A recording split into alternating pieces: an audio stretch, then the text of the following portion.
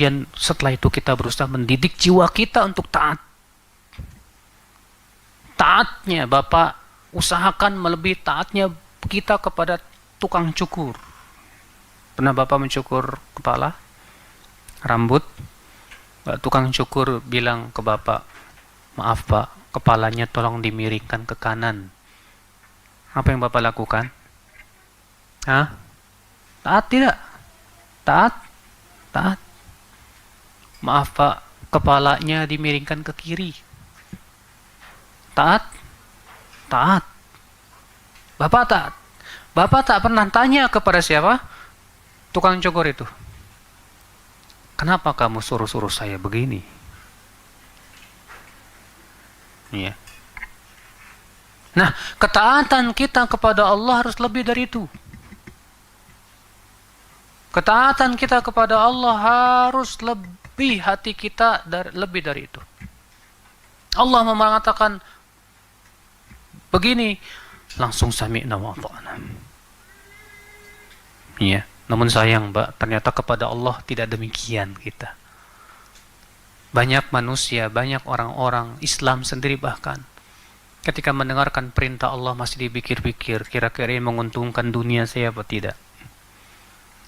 Ketika mendengarkan larangan Allah, seringkali dia berpikir, ini kira-kira ini ya menguntungkan dunia saya atau tidak. Kalau ternyata tidak menguntungkan, dia tidak mau. Masya Allah, saudara-saudaraku sekalian. Maka Islam meminta kita untuk sami'na wa ata'na. Mendengar dengan menuntut ilmu. Wa ata'na, taat dengan tunduk dan patuh yang total kepada Allah Subhanahu wa taala dengan cara sabar menghadapi hawa nafsu dan syahwat. Dan tidak mungkin kita sabar menghadapi hawa nafsu dan syahwat kecuali bila hati kita, keinginan terbesar di hati kita adalah Allah dan kehidupan akhirat. Allah dan kehidupan akhirat. Karena orang yang menginginkan dunia lebih besar di hatinya dunia lebih besar, jangan harap dia bisa menaati Allah dan Rasulnya, Pak. Sulit. Sahih. Oleh karena itulah saudara-saudaraku sekalian, akhwal Islam, azani Allah wa iyyakum. Cintailah Allah. Bila kita ingin menaati Allah, cintai Allah. Sebab cinta itulah kekuatan untuk taat. Tak mungkin kita taat kepada Allah bila kita tidak cinta Allah. Yang kedua, takutlah kepada Allah. Karena kekuatan takut ini dahsyat untuk menaati Allah dan menjauhi larangannya. Yang ketiga, berharaplah akan pahala Allah berupa surganya. Karena tiga perkara inilah kekuatan yang luar biasa untuk kita bisa menaati Allah. Yang pertama tadi apa? Cinta. Yang kedua apa tadi? Takut. Yang ketiga apa? Berharap. Saudaraku, kenapa Anda mau menikah? Jawabnya, karena saya cinta. Iya tidak? Semua manusia suka yang namanya menikah. Laki-laki apalagi. Iya. Kenapa Anda mencari uang? Cari duit? Jawabnya karena cinta. Anda semangat di dalam mencari uang, mencari duit. Jawabnya karena Anda cinta kepada uang. Tanpa cinta, kita tak mungkin bisa mencari uang. Kenapa Anda suka untuk makan? Ya, saya suka. Suka itu cinta. Manusia suka. Karena ada suka dan cinta itulah yang menjadi motor. Yang menggerakkan dia untuk mau bergerak. Ya tidak? Ya. Makanya cinta itu kekuatan dahsyat. Motor penggerak ya seorang hamba. Bahkan manusia itu bergeraknya berdasarkan di atas cinta. Bahkan niat seorang hamba ditentukan oleh cinta. Sahih. Kalau Bapak cinta dunia yang sangat luar biasa, Pak, maka niatnya hanya sebatas ingin dapat dunia, dunia, dunia, dunia, dunia. Kenapa? Karena cinta kita yang terbesar di hati kita dunia. Bapak sedang mencintai suatu motor. Wah, saya pengen dapat motor ini. Bapak akan berusaha sekuat tenaga bagaimana bisa beli motor itu. Kenapa? Cinta. Maka dari itu niat seorang pun sangat dipengaruhi oleh cinta di hatinya. Maka ketika cinta kepada Allah luar biasa, Pak. Dia mencintai Allah subhanahu wa ta'ala. Maka subhanallah, itulah yang akan bisa memberikan kekuatan pada dia untuk menaati Allah subhanahu wa ta'ala. Menjadikan Allah sebagai tujuan hidupnya. Dia akan bisa ikhlas mengharapkan wajah Allah semata. Bahkan terkadang dia tidak peduli lagi dengan ridho manusia. Manusia ridho atau manusia tidak ridho, saya tidak peduli. Yang penting Allah ridho sama saya. Yang penting Allah ridho kepada saya. Ini dari mana, Pak? Cinta. Cinta. Maka dari itu setiap kita introspeksi, saudaraku. Sudah seberapa besar cinta kita kepada Allah? Jangan berani Anda berkata, saya cinta Allah, ternyata untuk sholat saja sulit. Jangan Anda berkata, saya cinta Allah, ternyata untuk berjalan menuju masjid, Allah dipanggil, hayya ala sholat, ternyata masih malas-malasan. Nah, cinta kepada Allah mengharuskan kita bersungguh-sungguh untuk mencari ridho Allah subhanahu wa ta'ala. Saudaraku sekalian, maka cintailah Allah dengan cara mengenal Allah, dengan cara mengingat Allah, dengan cara membaca ayat-ayat Allah. Cintailah Allah dengan cara apa?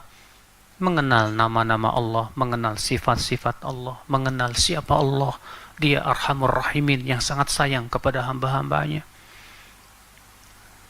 Nah, bila mana kita sudah mengenal Allah dan sudah cinta kepada Allah, inilah ya akhal Islam, kekuatan yang luar biasa. Ya. Bila kita sudah mengenal Allah, kita akan takut kepada Allah karena Dia Maha Besar dan azabnya sangat keras. Siapapun manusia, sehebat apapun manusia, tak akan bisa menolak azab Allah subhanahu wa ta'ala. Bila ia datang, siapa manusia yang bisa menolak? Ada? Secanggih apapun peralatan manusia, bila Allah turunkan azab, tidak akan bisa menolak. Di Jepang pernah dibuat, Pak, bangunan-bangunan anti gempa, Pak. Katanya bangunan ini tak akan hancur walaupun gempanya 10 skala liter. Ternyata Allah kirimkan gempa 9, hancur semuanya. Siapa yang mampu untuk mengalahkan kekuatan Allah? Tidak ada. Nah, ketika kita kenal itu, takut kepada Allah muncul. Saat kita takut kepada Allah, disitulah kita akan tak mau saya memaksiati Allah. Saya takut Allah azab saya. Saya tak mau. Allah mampu ketika kita berbuat maksiat, tiba-tiba Allah tenggelamkan kita ke dalam bumi. Mampu? Sangat mampu, saudaraku. Allah mampu ketika kita berbuat maksiat kepada Allah, tiba-tiba Allah turuntuhkan bangunan di atas kita. Sangat mampu. Mudah bagi Allah. Cukup Allah berkata, kun fayakun. Nah, rasa takut itulah Bapak sekalian yang menjadi motor kehidupan kita.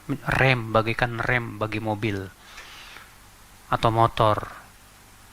Dengan adanya rem takut ini kepada Allah, kita tidak mau dan tidak berani memaksiati Allah. Kemudian berharap. Kita mengharapkan apa yang ada di sisi Allah.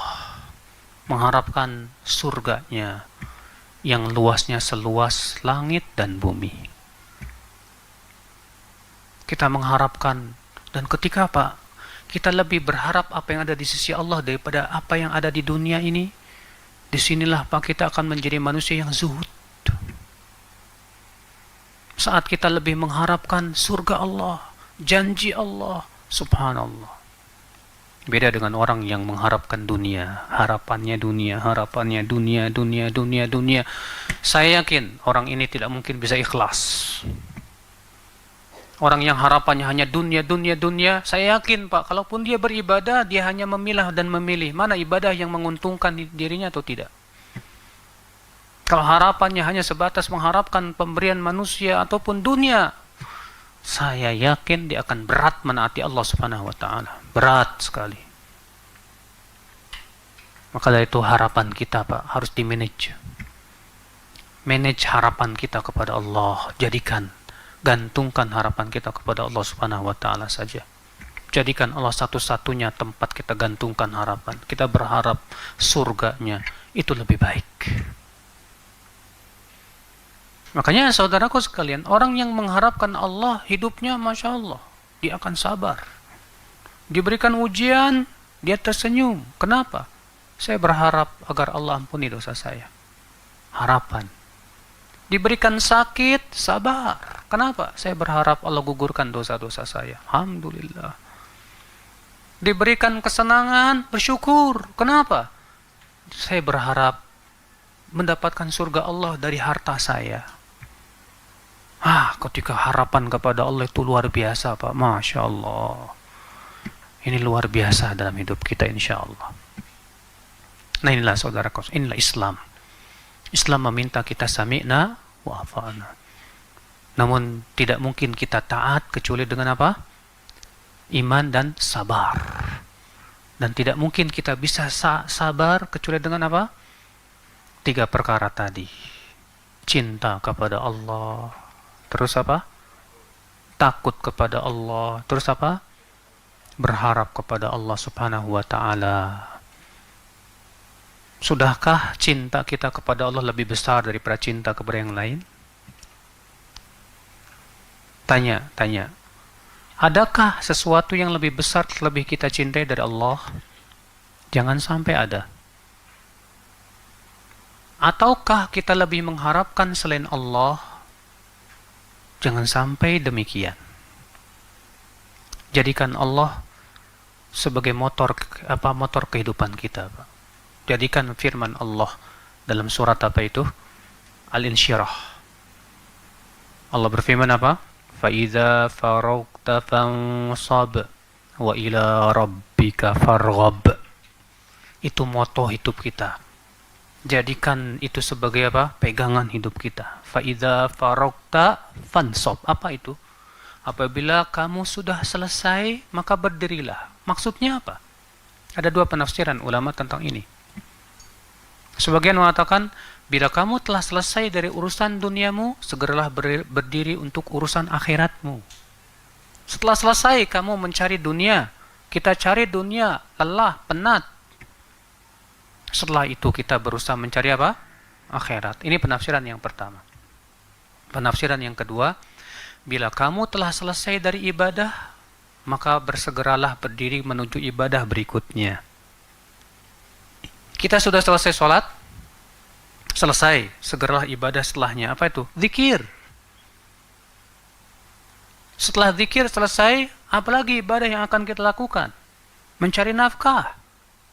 Kalau Bapak pergi kerja untuk mencari nafkah, niatnya yang halal, dan ini melaksanakan perintah Allah, jadi ibadah. Alhamdulillah. Atas dasar penafsiran yang kedua ini berarti hendaknya seorang muslim, Pak, berpindah dari satu ibadah ke ibadah berikutnya. Terus demikian. Bahkan olahraganya pun menjadi ibadah. Karena ia niatkan supaya ia sehat bisa beribadah. Makannya pun jadi ibadah. Karena ia niatkan dari makannya apa? Supaya ia kuat bisa beribadah. Subhanallah. Lalu Allah mengatakan apa? Wa ila rabbika farghab. Dan kepada Rabbmu berharaplah. Dan kepada Rabbmu berharaplah. Bukan kepada si fulan, bukan. Bukan kepada si anu, bukan. Tapi kita berharap hanya kepada Allah Subhanahu wa taala saja. Subhanallah. Inilah saudaraku sekalian, ikhwatul iman, azani Allah wa yakum. Ya, perkara yang ingin saya sampaikan pada kesempatan siang ini yaitu tentang Islam, nikmat yang sangat besar. Namun kita perlu untuk memahami apa yang diinginkan oleh Islam. Islam menginginkan kita untuk berjiwa sami'na wa ata'na.